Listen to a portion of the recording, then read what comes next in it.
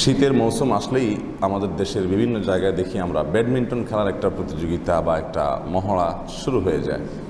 তো ব্যাডমিন্টন খেলা শারীরিক কসরতের উদ্দেশ্যে, ব্যায়ামের উদ্দেশ্যে খারাপ কিছু না, সেখানে অর্থের লেনদেন সচরাচর হয় না মহল্লাগুলোতে যে মানুষ খেলে।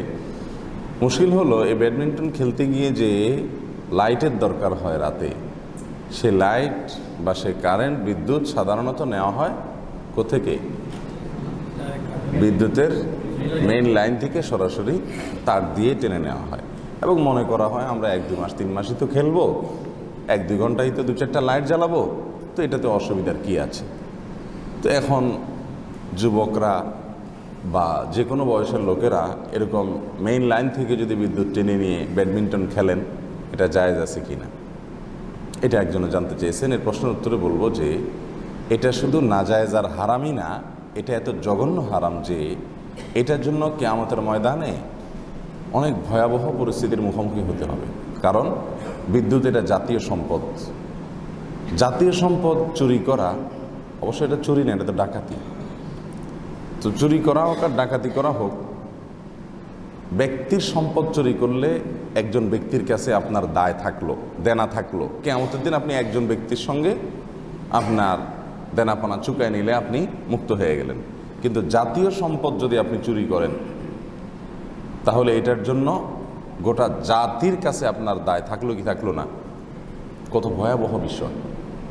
এই জন্য সরকারি কোনো সম্পদ, রাষ্ট্রের কোনো সম্পদ, যে কোনো সম্পদ, রাষ্ট্রের সম্পদ আত্মসাৎ করা আর ব্যক্তির সম্পদ আত্মসাৎ করা আসমান জমিন পার্থক্য।